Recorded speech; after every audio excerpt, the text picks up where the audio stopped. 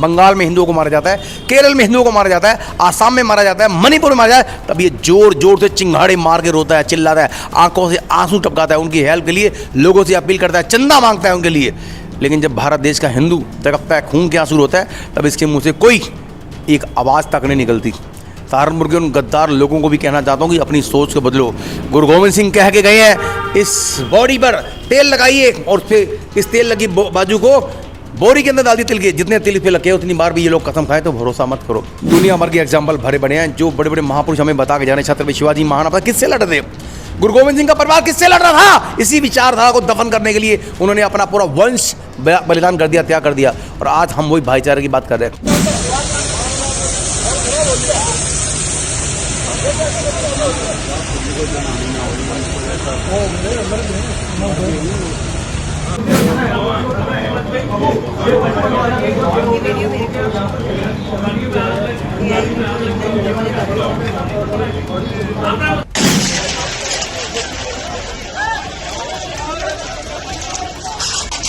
ये लाइव चांदनी चौक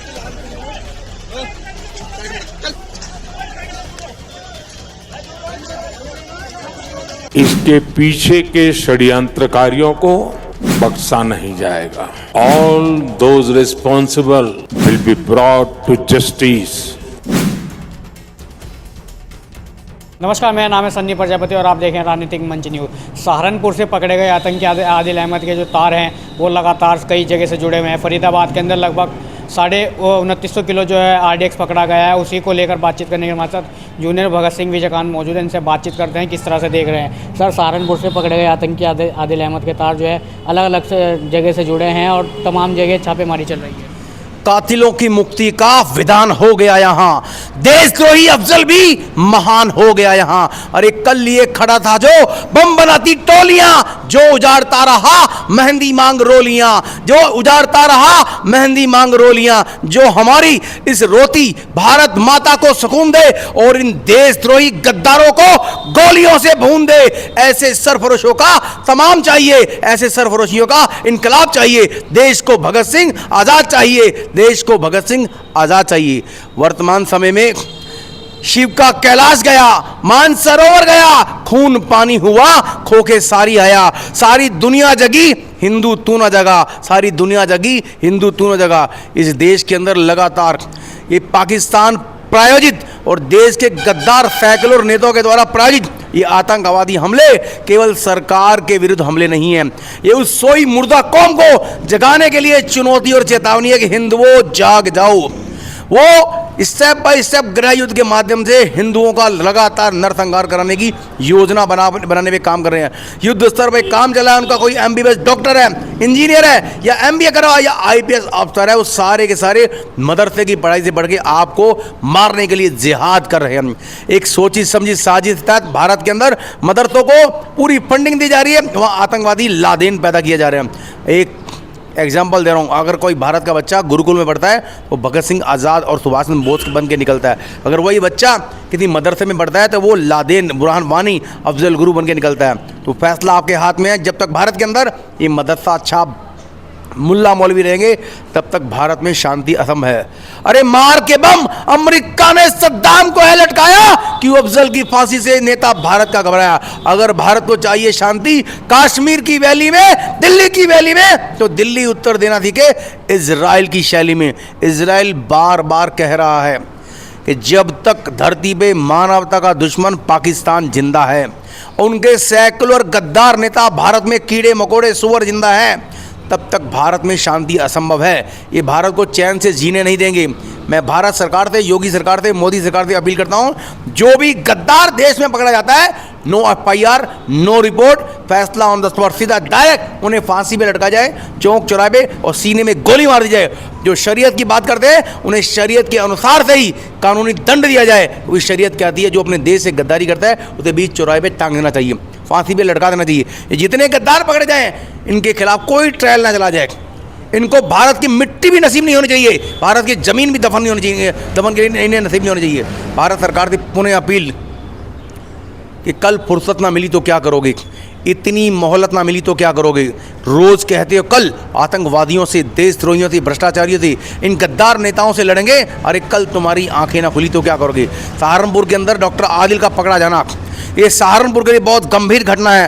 सहारनपुर के तमाम मदरसों की इंक्वायरी होनी चाहिए, जांच होनी चाहिए। और जिस हॉस्पिटल के अंदर ये डॉक्टर आदिल पकड़ा गया है, उस स्टाफ का, उसके मालिक का पूरा नार्को टेस्ट होना चाहिए। हमें जानकारी मिली है इस हॉस्पिटल का उद्घाटन भी एक स्थानीय बहुत बड़े वंदे मातरम विरोधी नेता ने किया था, उस नेता का भी नार्को टेस्ट होना चाहिए, क्योंकि ये नेता खामोश रहता है लफ्जात पे, खामोश रहता है गौ हत्या पे, खामोश रहता है आतंकवाद पे, खामोश रहता है भ्रष्टाचार पे, खामोश रहता है देशद्रोही गद्दार आतंकवादियों के पकड़े जाने पे। ये बोलता है केवल फिलिस्तीन पे, गाजा पे, पाकिस्तान पे, आतंकवाद पे, अपने जिहादी आतंकवादी को बचाने के समर्थन में। ऐसे सांसद के विरुद्ध भी कार्रवाई होनी चाहिए, उसका भी नार्को टेस्ट होना चाहिए, डीएनए टेस्ट होना चाहिए। ये भारत का डीएनए है या नहीं, भारत का समर्थक है या नहीं, ये भारत में रहता भी है या नहीं, और भारत का खाता है और गुण विदेशियों के खाता है, इसका भी नार्को टेस्ट होना चाहिए। हमें उसकी देशभक्ति नहीं बल्कि उसकी पूरी सोच में ही संदेह है। अभी तक उसका कोई बयान नहीं आया, मिनटों में बयान आता है गाजा में मुसलमान मारा जा रहा है, फिलिस्तीन में मुसलमान मारा जा रहा है, अफगानिस्तान में मारा जा रहा है, अमेरिका में मारा जा रहा है, इजराइल में मारा जा रहा है। लेकिन भारत देश के अंदर जब कश्मीर में हिंदुओं को मारा जाता है, बंगाल में हिंदुओं को मारा जाता है, केरल में हिंदुओं को मारा जाता है, आसाम में मारा जाता है, मणिपुर में मारा जाता है, तब ये जोर जोर से चिंगाड़े मार के रोता है, चिल्लाता है, आंखों से आंसू टपकाता है, उनकी हेल्प के लिए लोगों से अपील करता है, चंदा मांगता है उनके लिए। लेकिन जब भारत देश का हिंदू तड़पता है, खून के आंसू रोता है, तब इसके मुंह से कोई एक आवाज़ तक नहीं निकलती। सहारनपुर के उन गद्दार लोगों को भी कहना चाहता हूँ कि अपनी सोच को बदलो। गुरु गोविंद सिंह कह के गए हैं, इस बॉडी पर तेल लगाइए और फिर इस तेल लगी बाजू को बोरी के अंदर डाल दी तिल के, जितने तिल पे लगे उतनी बार भी ये लोग कसम खाएं तो भरोसा मत करो। भरोसा एक बार किया जाता है, 2 बार किया जाता है। भरोसा किया था पृथ्वीराज चौहान ने, 16 बार माफ़ किया मोहम्मद गौरी को, 17वीं बार उसकी आंखें निकाल दी, और उसके साथ क्या हाल किया, उसकी बेटियों को, उसके परिवार की बच्चियों को, माताओं को, बहनों को नंगा करके चौराहे में नीलाम किया गया। उन्हें दुखतरे 2 दिनार और दुखतरे 2 दिनार नीलाम हिंदुस्तान, हमारी बहन बेटी को 2-2 दिनार के अंदर मंडियों में नीलाम किया गया। इन पे दया की थी और कई राजनेताओं ने उनके साथ क्या किया। गुरु गोविंद सिंह का पूरा परिवार ये खा गए, उनके बच्चों को जिंदा दीवारों में छीन दिया, खोलते तरावे में उनके साथियों को काट दिया। दुनिया भर के एग्जाम्पल भरे बड़े हैं, जो बड़े बड़े महापुरुष हमें बता के जाने। छत्रपति शिवाजी महाराज किससे लड़ रहे थे?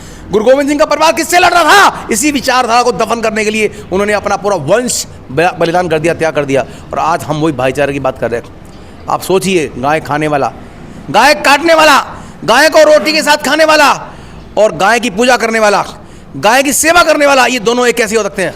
एक तरफ गाय के साथ लोग पूजा कर रहे हैं, गाय को रोटी खिला रहे हैं, दूसरा गाय के साथ रोटी को खा रहे हैं। 2 विचारधारा एक नहीं हो सकती।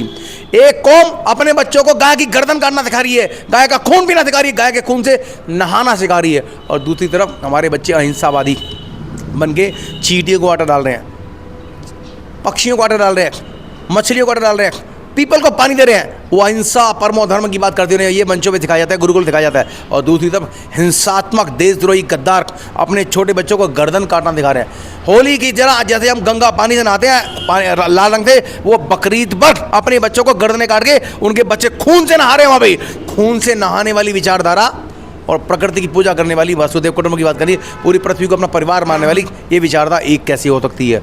इनमें कभी भाईचारा नहीं होता। और भाईचारे की कामना करने वाले लोग मूर्ख हैं, वो अपनी हत्या अपनी आंखों से देखने के तैयार है। हम लोग कबूतर बन चुके हैं, बिल्ली सामने खड़ी है, हमें खाने का तैयार खड़ी है, लेकिन अपनी आंखें बंद करके बैठे। इस तरफ हमारे समाज को, हमारे संतों को, हमारे नेताओं को, हमारे हिंदू संगठनों को ध्यान देना होगा। बिल्कुल भी भरोसा मत करे, अपने आस पास ध्यान रखे, अपनी बहन बेटियों पर नजर रखे। लफ्ज़ की शिकार सैकड़ों हजारों लाखों बेटियां रोज बर्बाद हो रही है, और ये बर्बाद करने वाले लोग हैं। 42,000 करोड़ की फंडिंग इन्हें मिल रही है हलाला के सर्टिफिकेट से। उस हलाला के सर्टिफिकेट जो 42,000 करोड़ की फंडिंग मिल रही है, उसी पैसे को ये आतंकवादी हमले में, लव जिहाद में, गौ हत्या में, भ्रष्टाचार, आतंकवाद में इस्तेमाल कर रहे हैं। इनकी कमर तोड़नी चाहिए, वक्फ कानून खत्म होना चाहिए, और ये हलाल सर्टिफिकेट खत्म होना, जितने भी इनके फंडिंग के रास्ते हैं सारे बंद करना चाहिए। और जो भी इनका समर्थन करने वाला देशद्रोही गद्दार है, भारत का दुश्मन है, उन्हें बीच चौराहे पे फांसी दी जाना चाहिए, और उनकी छातियों में गोली मार दी चाहिए, और कब्र भी इन्हें नसीब नहीं होना चाहिए। चौराहे पे ऊपर हवा में जिंदा जला देना चाहिए इन्हें। ऐसे आतंकवादी, तब ये भारत सुरक्षित रहेगा। बढ़िया कानून बने, ठोस कानून बने, और कानूनी कार्रवाई कोई भी आदमी अड़चन डालता है उसको भी बराबर की सजा दी जाए।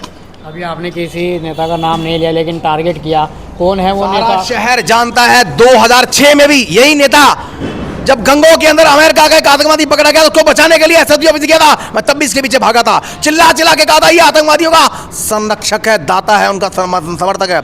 इसलिए ऐसे आतंकवादी समर्थक नेता का सहारनपुर में होना हम सब के लिए दुर्भाग्यपूर्ण है। उन लोगों के लिए ज्यादा दुर्भाग्यपूर्ण है जिन्होंने पृथ्वीराज चौहान से नाराजगी की वजह से मोहम्मद गौरी के वंशज को अपना बाप मान लिया और उसका समर्थन किया। आज वो सजा हमारा समाज, हमारा शहर भुगत रहा है। तमाम सारे लोगों को मिलकर, सारे संतों को मिलकर ऐसे तमाम नेताओं का बहिष्कार करना चाहिए, उनके समर्थक लोगों का भी बहिष्कार करना चाहिए जो ऐसे गो हत्यारों के समर्थक, आतंकवाद के समर्थक, देशद्रोही गद्दार के समर्थक उनका समर्थन करते हैं। नेता का नाम बताना चाहेंगे दर्शकों? नेता का नाम सारी दुनिया जानती है, सब जानते हैं कौन है, वर्तमान में कौन है, सबसे ज्यादा चर्चित कौन है जो मोदी की बोटी बोटी करने की बात करता है, सब जानते हैं। गंगो के अंदर आतंकवाद को बचाने कौन गया था, ये सारे शहर जानता है। वंदे मातरम कितने गया था, सारा शहर जानता है। 2011 के बाद दिल्ली के अंदर फिर से एक बड़ा बम ब्लास्ट हुआ है। ये एक सांकेतिक सूचना है। ये जो हमला हुआ, ये बम विस्फोट हुआ है, ये कोई छोटी मोटी घटना नहीं है। उनका टारगेट कोई बड़ा था, जो गलती से उनके रास्ते से बम फट गए, खुद ही मर गए साथ में। उनका टारगेट संसद भवन या और कोई बड़ा इवेंट था या बड़ा किसी राजनेता को शिकार बनाना था। लेकिन हमारी एटीएस की जागरूकता थी, पूरे देश के अंदर जो 2500 किलो आरडीएक्स मिला है, उसके प्राप्त होने की वजह से बहुत बड़ा घटना टल गई है। अब मोदी सरकार के बाद बहुत बड़ा पॉइंट है, ये पाकिस्तान प्रायोजित आतंकवादी हैं, इनके खिलाफ कठोर कार्रवाई करे और इसी आधार पर पाकिस्तान में हमला करे और बम विस्फोट करके पाकिस्तान में बड़े एटम बम गिरा के धरती के नक्शे दे पाकिस्तान को गिरा दे। क्योंकि जब तक मानवता का दुश्मन, देशद्रोही गद्दारों का संरक्षण दाता, मानवता का मानव भक्षी पाकिस्तान जिंदा है, तब तक धरती पे शांति असंभव है। भारत की शांति के लिए, सुख शांति के लिए, अखंड भारत के निर्माण के लिए और हिंदू राष्ट्र के निर्माण के लिए, गौ हत्या मुक्त भारत के निर्माण के लिए, आतंकवाद मुक्त भारत के निर्माण के लिए धरती के नक्शे से पाकिस्तान का मिटना बहुत जरूरी है। अरे भून कर रख देंगे गद्दारी जो तुम करोगे हिंदुस्तानी सरहद पर, वो जो तुम करोगे। अब जो छिड़ी जंग तो बरसेगा सावन खून का, नामो निशान ना छोड़ेंगे पाकिस्तानी और पाकिस्तान के गद्दार समर्थक, एक भी मुल्ला मसूद हुजूर का।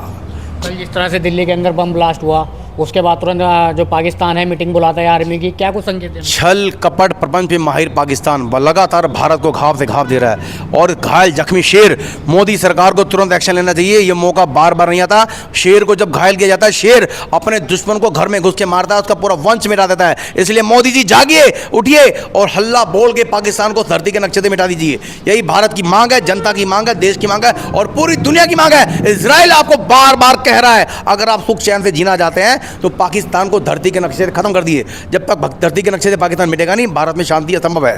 कुछ लोग कह रहे हैं साल के अंदर 2 बड़े हमले हो गए, एक बार फिर से भारत ने हमला किया लेकिन फिर रोक दिया, क्या कुछ कारण? समय समय पर हिंदू जाति गर तू गलती करती ना, गैर न तेरे राजा होते इतना कष्ट उठाती ना, पकड़ पकड़ के छोड़ दिया, यह क्या गलती थोगी थी? मौका पाते ही गौरी ने आंख पृथ्वी की फोड़ी थी। अगर दंड मिल जाता कुलघाती को तो बढ़ता हुआ कुलघाती ना। समय समय पर हिंदू जाति गर तू गलती करती ना, गैर न तेरे राजा होते इतना कष्ट उठाती ना। मौका है आपके पास मोदी सरकार, दोबारा यह मौका नहीं मिलेगा। इसी मौके को आधार बेस बनाकर पूरी दुनिया को संदेश दीजिए, भारत में कोई अगर एक गोली चलाएगा उसका जवाब गोले से दिया जाएगा, कोई गोला चलाएगा तो उसका जवाब एटम बम से दिया जाएगा, जो एटम बम चलाएगा उसका परमाणु बम चला के पूरी दुनिया के नक्शे से मिटा दिया जाएगा। ये तो मौका दोबारा नहीं मिलेगा। मोदी जी जागिए, होश में आइए, हनुमान की तरह अपनी शक्ति को जगाइए और पूरी धरती में जहां जहां भी भारत के दुश्मन छुपे हैं, चाहे वो पाकिस्तान में या बांग्लादेश में या किसी भी देश में छुपे हैं, उनको ढूंढ ढूंढ के इजराइल की तरह धरती के नाम के नक्शे से नामों निशान मिटा दिए।